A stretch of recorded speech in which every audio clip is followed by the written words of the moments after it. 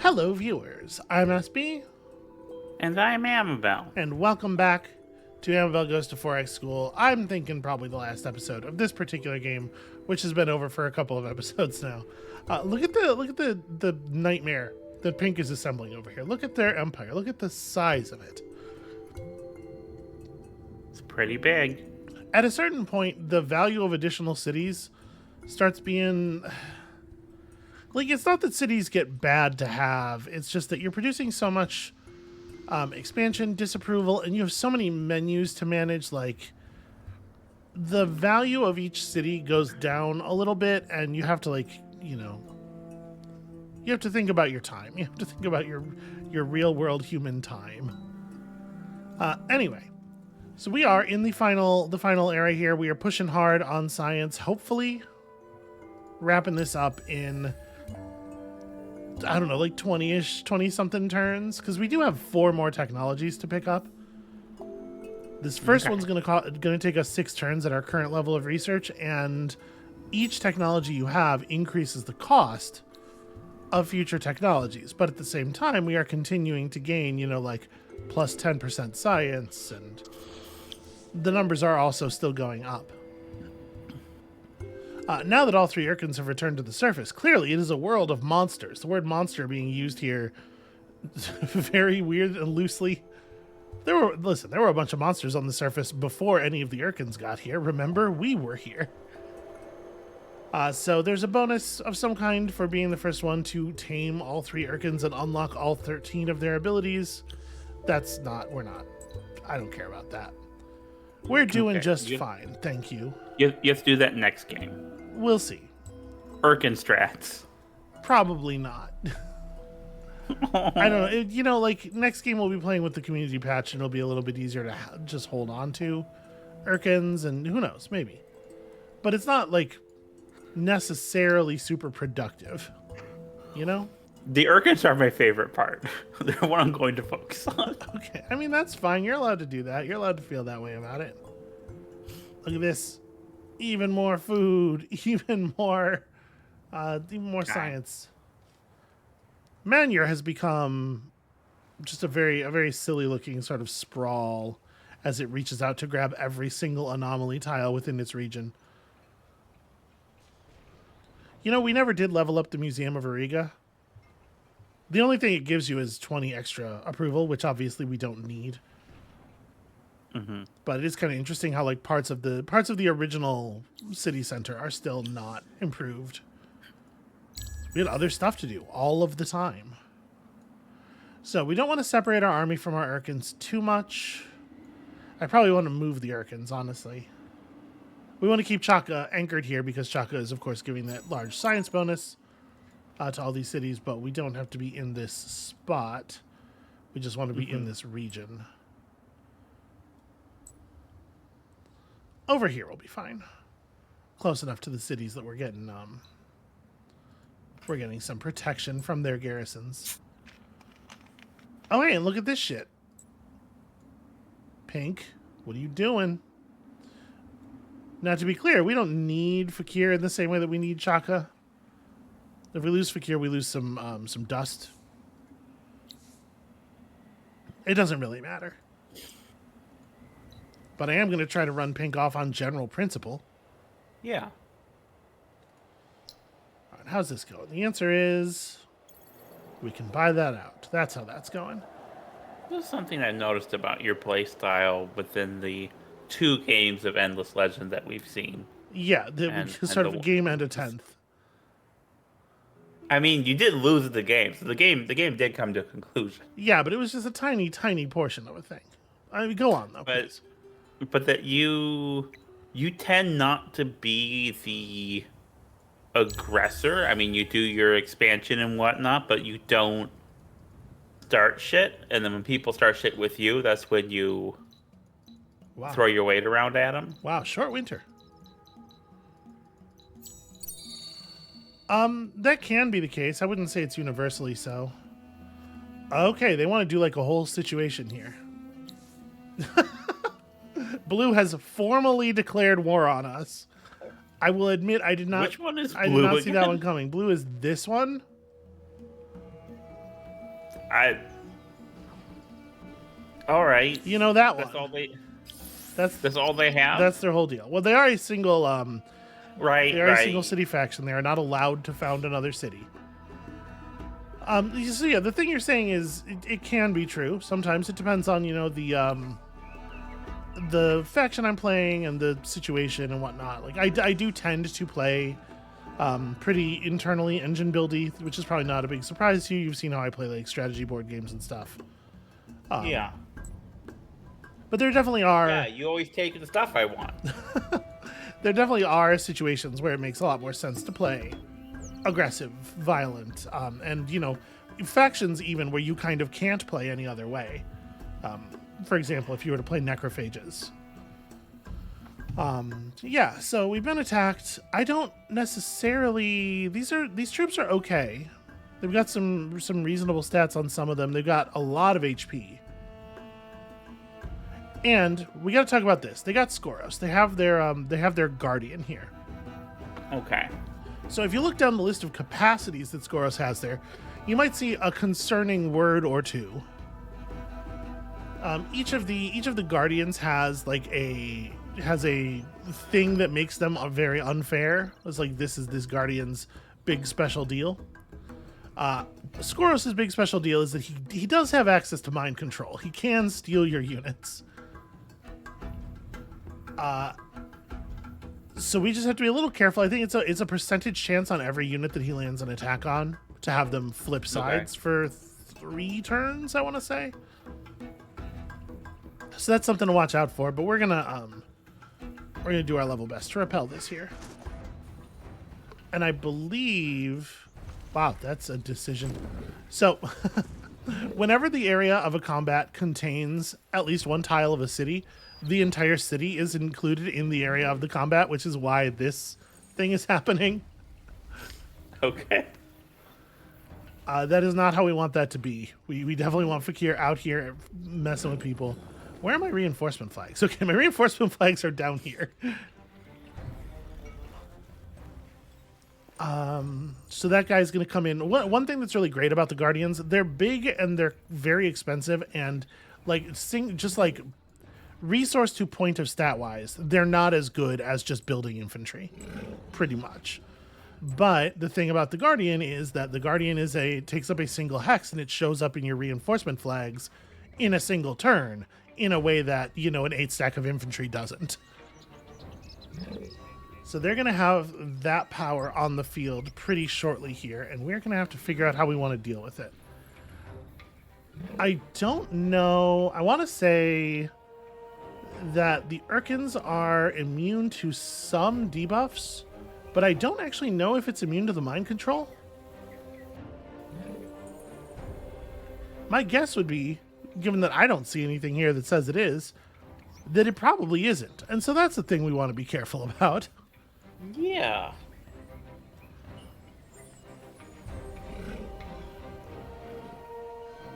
I'm gonna start these lice right up front. It doesn't matter to us if the lice die, really, and in fact, they regenerate automatically. So I kind of think it's good for us to have them just like burst on the enemies real fast. They do a lot of damage. That makes sense. All right, let's try it like this. And if they mind control my Urkin, then I will be sad about it, I guess. We're gonna rush this dude and hold him down because he is the fastest. Oh, they didn't bring the Guardian in. They must have chose not to apply him as a reinforcement, because if they had, he would have shown up in one of the reinforcement flags the way our reinforcements have. Huh. Well, that's just hugely wrong. In that case, they're going to get annihilated here. This is horrible. Some kind of play where they steal our Urkin was the only thing that this could possibly have been for them. I don't understand that at all. So you can see there the lice doing their thing. The lice, remember, have a modified counterattack. They have sweep strike back, so if you attack them, they counterattack in an arc, which is how all those units died there. Okay.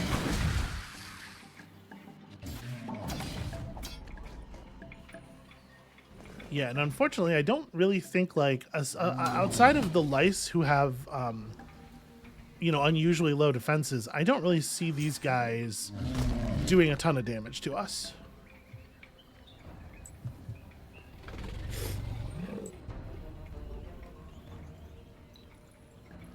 All right, I'm not taking this battle super seriously. I'm just specifying some targets for a higher value units, in particular specifying a target for our hero so that our hero attacks instead of trying to cast buffs on people.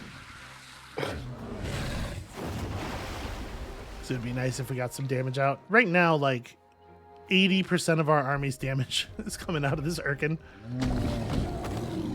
And the enemies, like, don't make any mistake here based on what you've seen, the damage output you've seen from the Urkin and the lice. Like, these guys really have a lot of health. Yeah. It is work to get through. Yeah, that, and then the rest of you just kind of do whatever. We just have a healthy supply of reinforcements flooding in. 2 units per turn entering the battle every turn. Unless they decide not to move off the reinforcement flags before their turn ends, which is a horrible thing to do. How dare they sabotage us this way?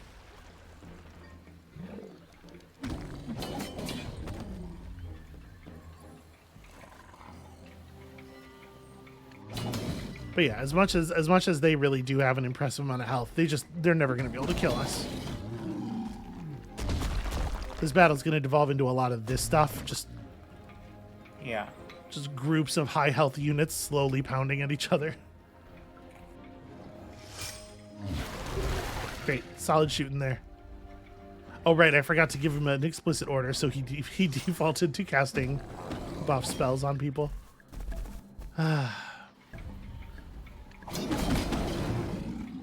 The per unit AI really is pretty questionable. This is why it's important to give them unambiguous orders. Would you please step? You attack. Okay. That said, this is certainly... There we go. Problem solved. What a strange thing to do. Why would he bring his guardian over here and then not include it in the battle? Now that's the kind of thing the community patch would probably not do. Are they smarter in the battles or just smarter strategically? Well, I think the answer to that question is yes, in that the reason that mistake was made was strategic. Like, he shouldn't have been running all that stuff over here in the first place. It was a bad idea for him to approach. And my guess is what happened is the AI started the battle, saw that even with reinforcements, it was an obvious loss, and so chose not to apply the reinforcements. But that's just, that's catching the mistake at the very end of the process. Yeah. The place to do that math was before you walk them all the way across the world. And that's where ELCP would have stopped that move. It would have been, hey, that's not a plan. Let's not execute it. So I'm just going to jump this dude again at the beginning of the turn. We're not letting him leave.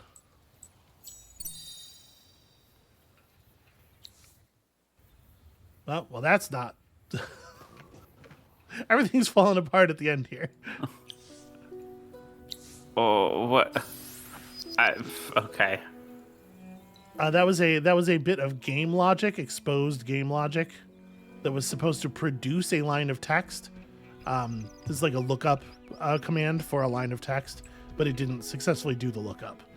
That involved the kaiju. Yeah, purple saw the word kaiju. Purple was mad about attacks on kaiju. All right, so we've got all of the skills for Andom now that increase science, so we're just kind of grabbing other stuff. More influence from the city. Why not? This is definitely our largest influence-producing city, so why the hell not? You're grabbing some pearls and stuff.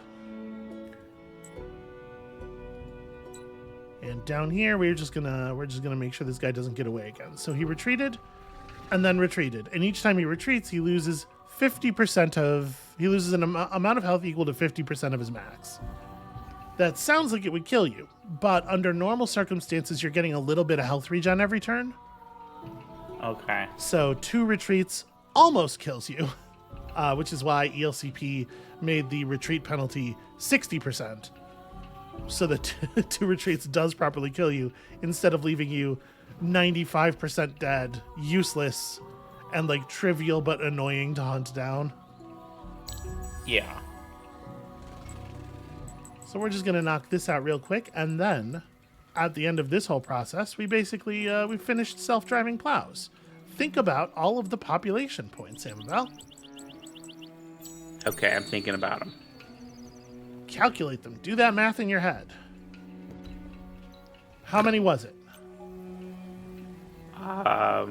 So 4? That's right. It was 4. Is 4 right? It has added 4. Okay. It will be like we have 4 population. You did it. Okay. I'm not good at... I'm at this point just kind of like throwing stuff in the queue because it doesn't matter. But we do have, but stuff does have to go in the queue. That's... I know we talked about this a lot last episode, but the thing where you have to make decisions, but they no longer really matter is kind of... That's a weird thing. Yeah, well, it's an artifact of computer opponents and stuff, right? Because like in a real game, players would tap out if they had no chance, right? Yeah. In a game against, I said a real game. What I mean is, like a board game against human players, which is realer somehow than the thing we're doing now. I'm surprised they don't. I may even have said this last time. I'm surprised they don't have a thing where like an AI that's hopelessly behind says like, you know what? I lost and taps out, collapses or something. Yeah, I mean, well, like the real danger there is that they would do it inappropriately, right?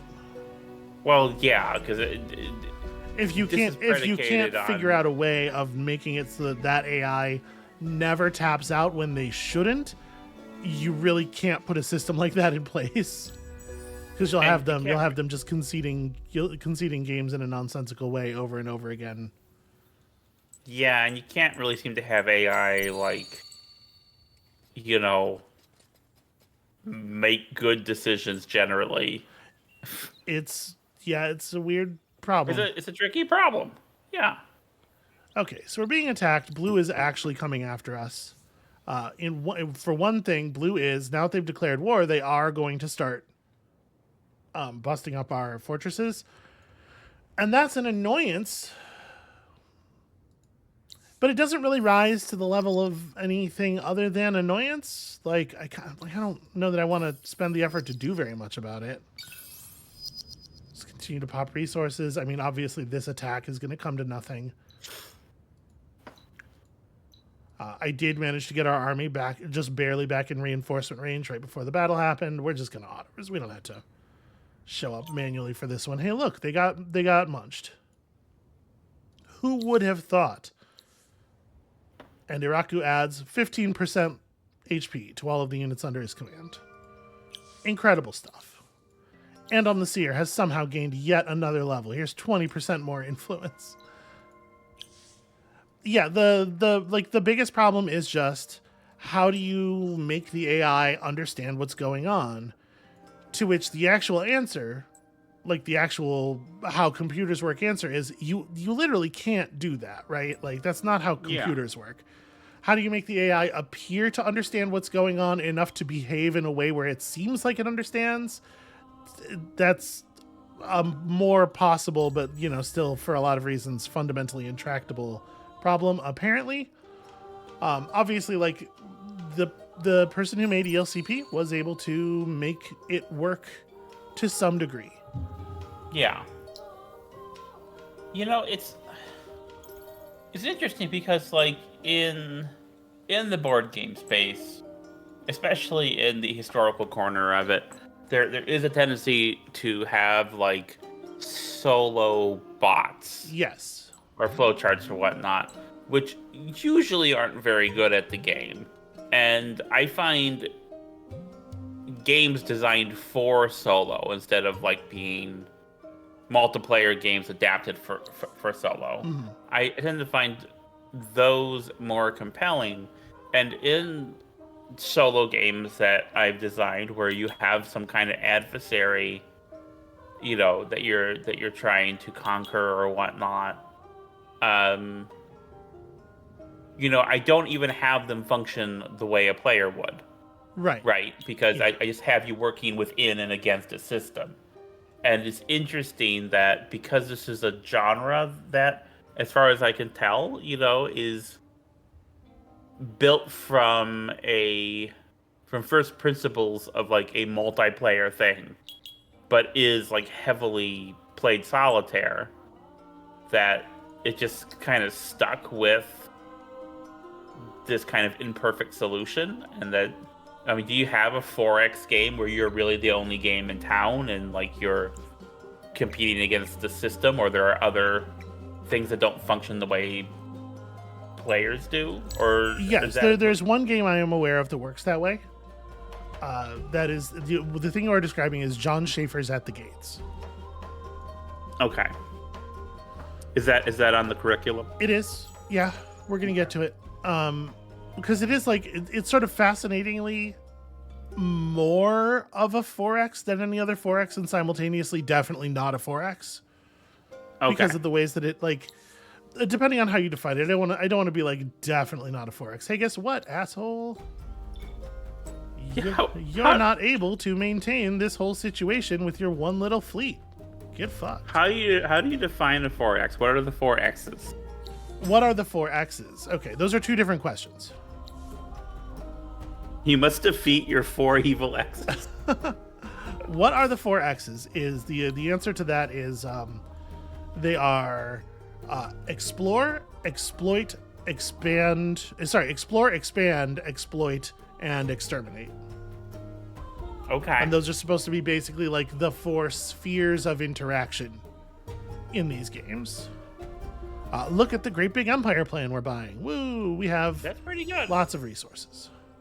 That's interesting because all those things are happening in this game, but the thing I'm most aware of is like. And you'll notice I went back and fixed the order because they are ordered, right? Like, okay, they do happen in a particular order.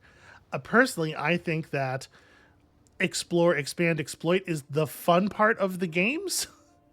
Yeah. And then exterminate is like, exterminate exists as like a pressure valve to some extent, right? Like you can check the value of any, let me put my head down and run my engine strategy by potentially by attacking it. And that, I think, is the idea, right? Is that the military play serves as a way to like keep the other play the quote unquote honest, right?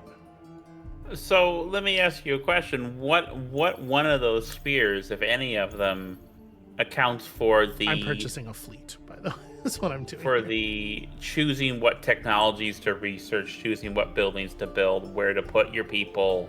That's sort of that's all sort of stuff. within the exploit. The idea of like turning the resources that you have found to I guess to so. benefit. That makes sense. I think part of the problem is that like just most 4X games, it's not their fault, is what I'm gonna say. let me like build this out. Okay. I'm not saying that combat systems in 4X games are bad or uninteresting. Even just like in effect. What I am saying is that that's not what I showed up for, pretty much without exclusion. And so it's very difficult to get me to want to engage with the combat system because I really like that's not the thing that's fun to me. That said, I think this game does a pretty good job of having a combat system that's interesting, and we're going to play some other things that are a little bit more like combat system first, where they've done a good job making the combat system interesting. Sometimes to the extent that that's the only interesting thing about the game, which makes it not actually all that fun for me. But we'll get to it when we get to it. Well, not to be peeking ahead, but there is that game you were playing on I do want to say, by the way, since she is devoted to peeking ahead and everything, that nothing is really set in stone. I don't have a super. I know what we're playing right now and the next game we're playing, and that's about it. So there's stuff could go on or come off of the very loose plan I have for the series at any time, really. But we're doing this like for the next year or so, right? It's going to be a long, yeah. Amabel Goes to 4X School is a long haul for sure. So let's talk real quick about the ships I built. Okay. While we were talking, this is the artillery ship. You'll notice it has a very cool sort of like almost papercraft ship design. Did you ever play that? Like Did you ever play that? Like it was almost like a trading card game, but they sold packs. You could buy them in the grocery store, like next to the Magic and whatever.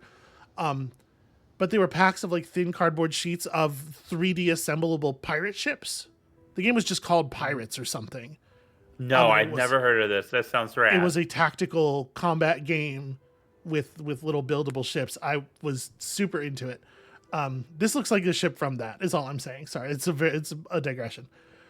But the thing about this ship is that it is a long range artillery type ship, right?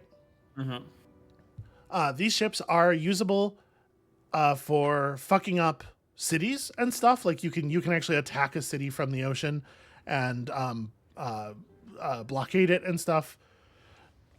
I have equipped them with extra super long range cannons. These precision cannons, very expensive, available because I researched some weapons tech in that sort of like rush of technologies to get up to the final era.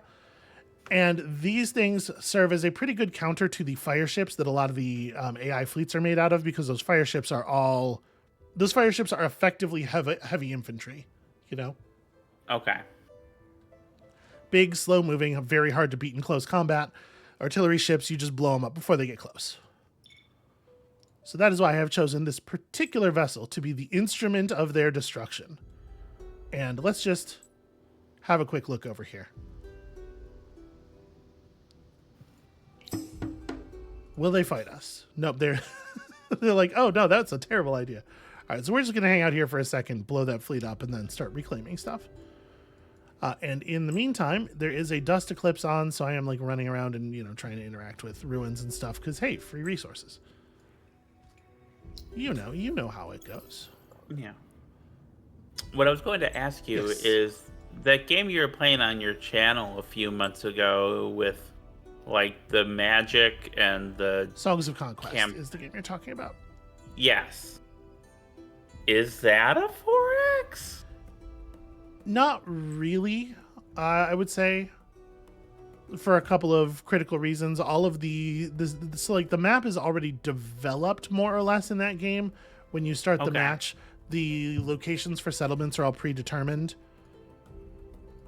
Like you can only have a settlement where there is a settlement base on the map and stuff. We can talk about what is the definition of a 4X. I could try to bring a definition with me to next episode. Please do not make me. Okay. Please do not make me try to brain one up extemporaneously here.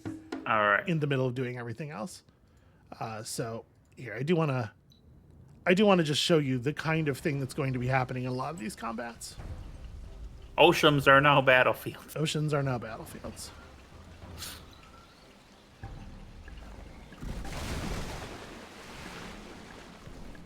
Oh, I appreciate that a lot, that they're turning for the... I mean, it's still, like, really bonkers, the whole stationary combat thing, but, like... Yeah. I appreciate that attention to detail, at least. Well, the little engine that could. You almost got there, buddy. We're all real proud of you. So that's what these combats are going to look like. We're going to auto-resolve most of them, but just so everybody's clear, that's what's happening on the ocean these days.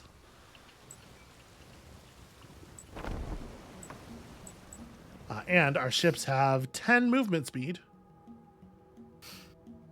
thanks to the speed boosting stuff that I've been able to equip on them due to the various defensive gear technologies that we picked up over the course of the game. Remember, we got that tier 3 defensive. There was that thing we got from that quest. We didn't actually spend any resources picking it up. Which is why we are able to just make better ships than everybody else. Wow, that's a lot of Hyperium. We don't really have a need for this like huge quantity of Hyperium, unfortunately. We are past that. So at this point, we have picked up double production, extra plus 100% production, plus 100% food. We're working on plus 100% life and damage for units. And then just kind of whatever. And that's where we're at. And I'm just going to keep pressing the button. Yeah, come over here and grab stuff from a ruin. Why not? So yeah, like you noted, oh, that's an infested ruin. Never mind. You've noted several times that like there's an incremental, there's a lot of incremental stuff going on in the game, and it does create sort of like a certain amount of the feeling of busy work. Yeah. And that definitely, I feel like, gets a little exaggerated as the game comes to a close. Like when you're in this final chapter and it's just like, well, I need to press the end turn button 12 more times. Or more, apparently. Hold on, something ran out. The Moonleaf ran out. Unacceptable. Now, unfortunately, it's going to be really hard for us to actually, like, do any real ocean combat. Any, like, long-term ocean combat. If we were interested in doing such a thing, we'd have to build a lot more boats. Because while our boats are vastly superior to the enemies, and we can build ships much more quickly than our enemies can, they just have been doing it for a really long time. And so they have, like, 600 little shitty navies that aren't capable of like changing the game in a meaningful way, you know. It'd just be a game of spending a lot of time hunting down small annoying groups of boats. We didn't quite have enough Moonleaf to refire the Moonleaf booster, so we are purchasing more Moonleaf because that is helping. All right, go search that, and then, you know, honestly, you're good. Just go hang out with Chaka. You guys are kind of, you're good.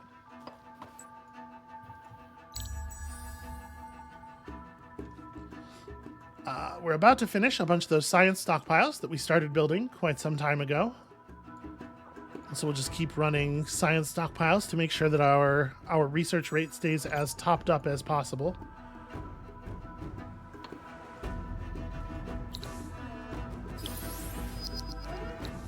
There is no like automation available. Every time the boosters end, we have to rerun them manually, and you know, they want to make sure you're still like apprised of what's going on. Yeah. Okay. Some of our ships took some damage there. That's a little annoying. Let's go wrap this up. I believe your ships heal more quickly in an ocean that you own. I might be misremembering, or that might be a thing where like there's a certain facility that does that, and so it's true in places that have that facility and not just everywhere. Let's go ahead and make sure we are running those. Hydromial to decrease hero upkeep. You know what? Sure, just keep the boosters running.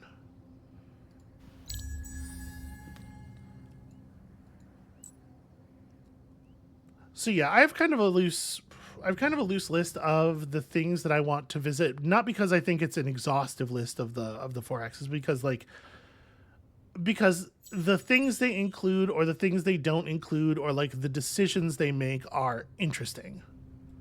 Yeah. And I'm someone who I learn a lot by comparing things. Mm-hmm. Something you probably noticed talking to me or whatnot is I like to draw comparisons and contrasts between things and have that inform my understanding of a thing. So I feel like as we get more, as you show me more games, I'll have a fuller picture, you know, and ask more questions that are maybe less rudimentary. Well, I mean, this is the whole point of the thing, right? Yeah, because and at least right now, some of the viewers are on this journey with you, I'm sure. Yeah, Right now, I feel like I ask a lot of silly questions because I just have these 2 points of comparison to work with, right? Yeah, I don't think you're asking silly questions. You know. You're asking the questions that a person who doesn't have a lot of history and experience with the stuff would have, which makes sense because that is who you are. All right, so I'm building a second fleet here because that's a thing that's reasonable to spend our resources on. We don't really have a lot else going on. Oh god, the sea monster! Run! Wait, don't run that way though. We have to recapture this. Okay, I've reclaimed our ocean. Now run!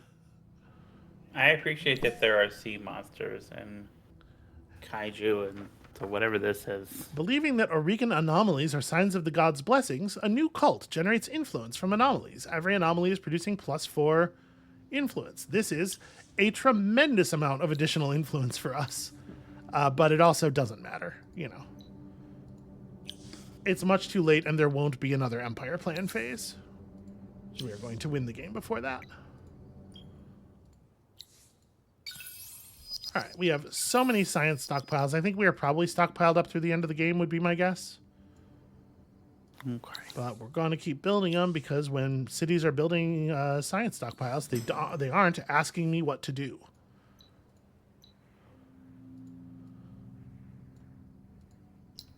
Okay, you guys are continuing to build. I think, honestly, blue probably doesn't have that much of a navy. We might be able to just, go over here and kind of casually take a lot of blue stuff away. So I'm going to go see about that. More because it's funny than because it's important. Yeah. Yeah, the turns are going awfully quickly now. Yeah, I'm trying to not spend a lot of time doing things. Because the fact is, if we did nothing except click the end turn button every turn, I do believe we would win. Even with 2 players having declared war on us and, Yeah. it's just not, it doesn't matter anymore. They're not in position to be a realistic threat. Okay, we managed to skate past the sea monster there. It won't attack the fortresses. So we're good. We're in the clear. It moves fairly quickly, but it doesn't move quickly enough to catch up with our 10 points of movement on our boats.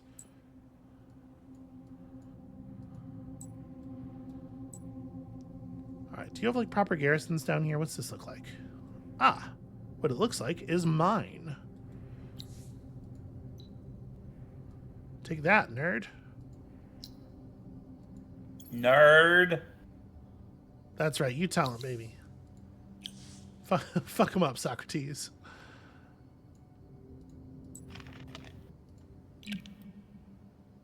Wait. I pressed the end turn button and it was like, aren't you forgetting something? But if I am, I don't know what it was. All my cities are building stuff. End the turn.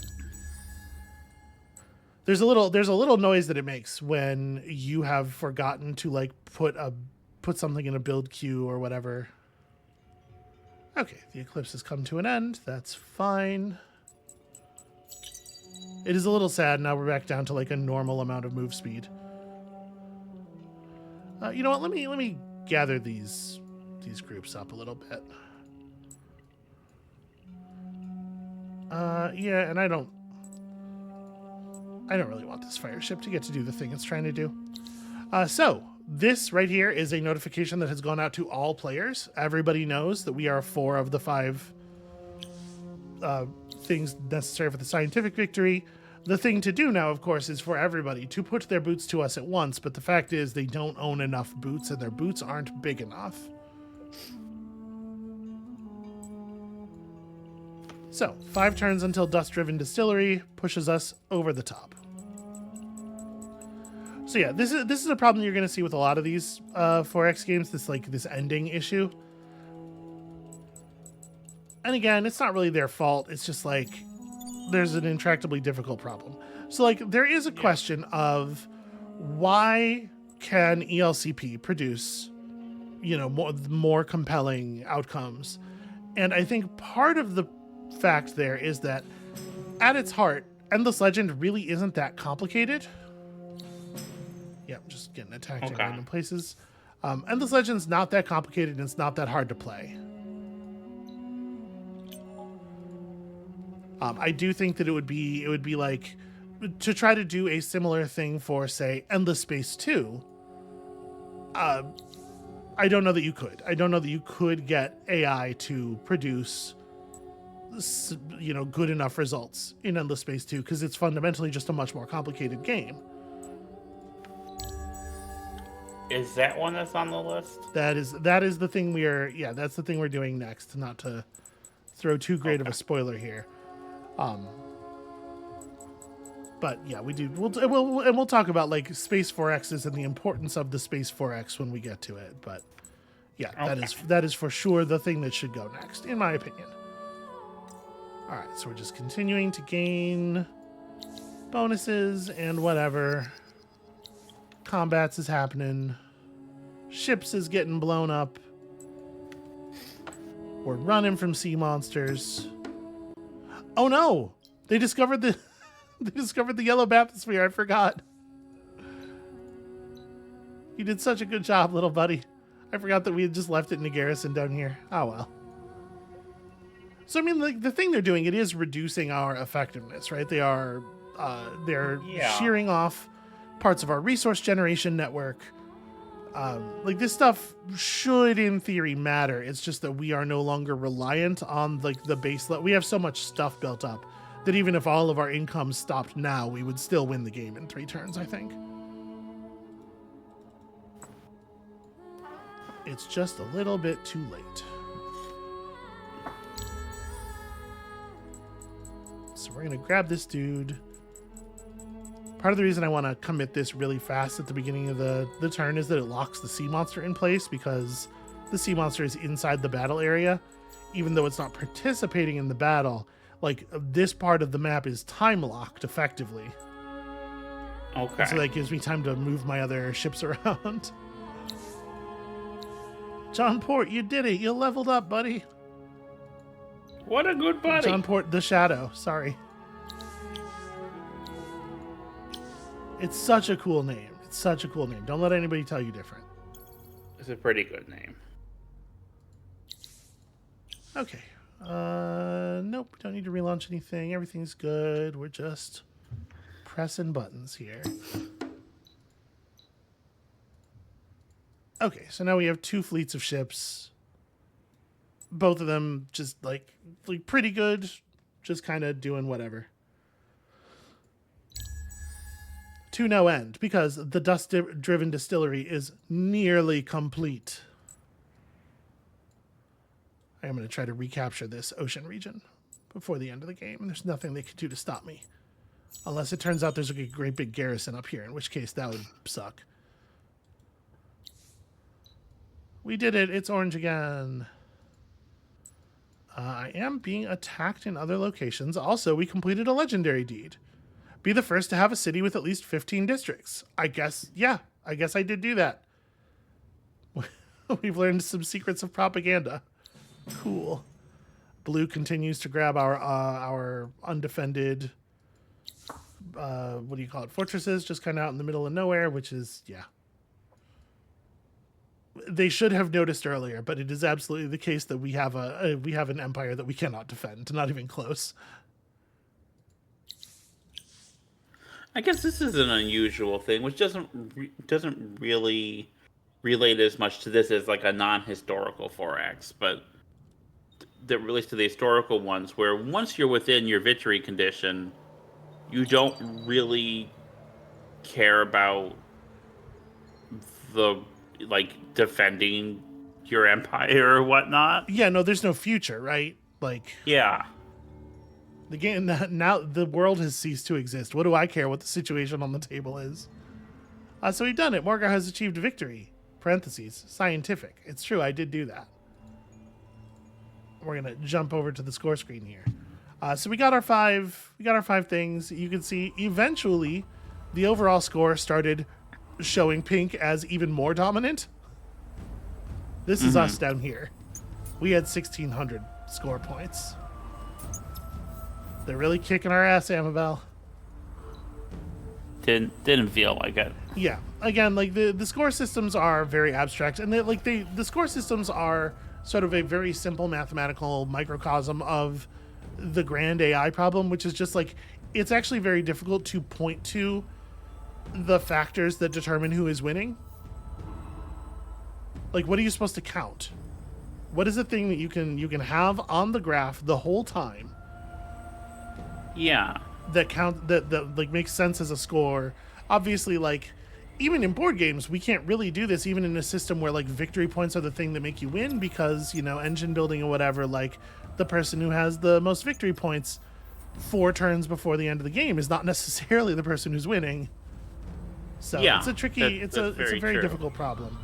And you can see, like, in a lot of places, in some ways, we, like, obviously mathematically surpassed them. In some ways, we never did. This is the thing that ended up mattering, or maybe more precisely this, science output Yeah, per okay. turn. Yeah, no, I see that. Now, I have a question. Yeah. 'Cause you're going to be doing another campaign with a different faction. Yes, we are about to play another game of Endless Legend in no small part for the purpose of showing how different the factions feel, how much variance there is from game to game, stuff like that. That game is being played with the Endless Legend community patch, for sure. Yeah. Do you think you're going to try for a different kind of victory, or are you just going to let it be organically, whatever? Yeah, I mean, I Like, think... if research is the obvious one, then... So you selected the faction based on aesthetics, and I will say that it is a faction that lends itself strongly to a science victory. They're a very sciencey sort of faction, but we'll see what happens. And it's entirely possible, like, a quest victory is never really off the table. It's always a thing that could happen. I forgot who I picked. Don't worry, you'll find out next episode along with everybody else. But you know, like the quest is going to randomly generate some stuff, and you know, sometimes it's infeasible to do, sometimes it is just annoying to do, as it was in this game. It would have been annoying to pursue that. And I do think we ended the game faster than we would have if we had declared war and tried to take those fortresses and done the quest victory thing. Yeah. Check out these vaulters. Check out these vaulters examining relics of the endless technology and trying to figure out how it works. Well, that's neat. Because it's couched like a fantasy game, but it's definitely a science fiction-y kind of fantasy. And the more you dig into it, the more obvious it becomes that the fantasy elements also are science fiction. One of the reasons I like the pick that you made for the faction is because we'll be spending a lot of time talking about dust and the nature of dust and what it is exactly that dust is and does and is for. Because that's kind of critically important to the whole endless universe thing. So I think we are 47 minutes in here. Going to go ahead and just call this episode. I said we might, if things wrapped quickly enough, we might start the next game in this one, but I think that did not happen. I think things did not wrap quickly enough. So that's going to be it for us for today. Thank you all so much for watching. When you come back next time, we're going to talk about the Endless Legend community patch a little bit. I am apparently going to show up with a prepared definition of 4X, or not, because I will forget. We'll see which one of those happens. And we will actually be starting another game, which will hopefully be a little bit more challenging. Just something where we get a little bit more pushback. Yeah. The bad news... But not as much as the first time. Some of the bad news about the series is that there's going to be a lot of like kind of looking at a version of the game mechanics here while our opponents swarm around us like young goats with pool noodles on their horns, just kind of ineffectually bumping into us and each other. That's going to be the case in several of the games. There's not a lot that can be done about it, but at least here we can try to find like a good balance of challenge and doability. So come back next time for all of that stuff, and we'll see you then. Pool noodles are fun with the ghosts.